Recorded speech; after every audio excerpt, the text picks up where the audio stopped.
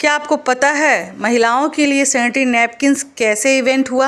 आइए जानते हैं इस वीडियो के माध्यम से, पूरा अंत तक बने रहिएगा। क्या आप जानते हैं कि विस्पर, स्टे फ्री, सोफी आज मार्केट में मिलने वाले सभी सैनिटरी पैड्स महिलाओं के लिए एक खतरा बन चुके हैं। नवंबर 2022 में एक दिल्ली बेस्ड एनजीओ ने इंडिया के इन पॉपुलर सैनिटरी पैड्स को स्टडी किया था, जिसके नतीजे हैरान करने वाले थे, क्योंकि इन सभी पैड्स में वॉलेटाइल ऑर्गेनिक कंपाउंड यानी कि VOCs और थैलेट्स जैसे जानलेवा केमिकल्स पाए गए थे। ये केमिकल किस प्रकार जानलेवा हैं, चलिए जानते हैं। दरअसल साउथ कोरिया की 3000 से ज्यादा औरतें अचानक से एक साथ रिप्रोडक्टिव हेल्थ इश्यूज को एक्सपीरियंस करने लगी थी, जिसके बाद स्वास्थ्य विभाग ने इसकी जांच करना शुरू किया।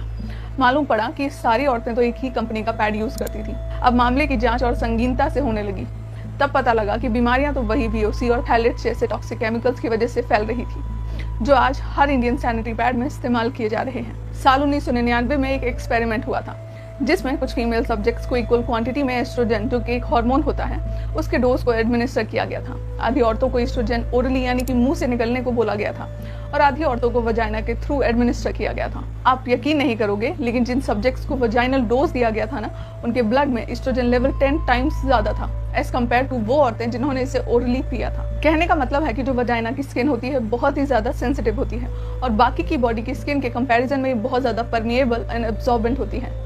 इसीलिए डॉक्टर्स खुद ये कहते हैं कि वजाइना की स्किन पर कोई भी केमिकल टच कराना उस केमिकल को खुद खाने से भी ज्यादा खतरनाक है। यानी सवाल भारत की आधी आबादी की इस जान का है, मगर फिर भी इस मुद्दे पर देश में आखिर इतनी केयरलेसनेस क्यों है? क्यों सरकार इन प्रोडक्ट्स के खिलाफ कोई गाइडलाइंस नहीं निकाल रही है? तो इस वीडियो के अंत तक जुड़े रहें ये जानने के लिए कि आखिर VOCs और थैलेट्स कैसे औरतों को कैंसर की तरफ ले जा रही है। आसान शब्दों में समझा जाए तो भारत में सैनिटरी पैड्स के केमिकल कंटेंट के लिए कोई क्लियर रेगुलेशंस हैं ही नहीं। जबकि हैरानी की बात तो ये है कि आपको सैनिटरी पैड्स के पैकेट्स पर इंग्रेडिएंट्स का कॉलम भी नजर नहीं आता है, क्योंकि सैनिटरी पैड्स को मेडिकल प्रोडक्ट की कैटेगरी में रखा गया है, और मेडिकल प्रोडक्ट्स पर इंग्रेडिएंट लिस्टिंग से छूट है। और यही तो इन कंपनियों का सबसे बड़ा स्कैम है।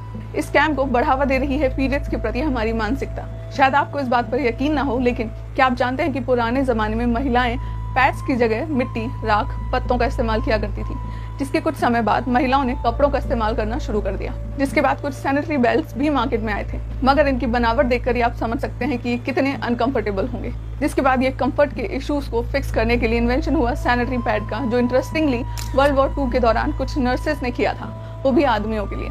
घायल सोल्जर्स को ट्रीट करने के लिए उस समय सेल्यूकॉटन नाम का एक अब्सॉर्प्टिव मटेरियल यूज होता था। कुछ नर्सेस को रियलाइज हुआ कि मटेरियल तो मेंस्ट्रुअल ब्लड को भी सोखने के लिए एकदम परफेक्ट है, और ऐसे ही the first sanitary pad was made. 70 के दशक में पैड्स तो इन्वेंट हो गए, जो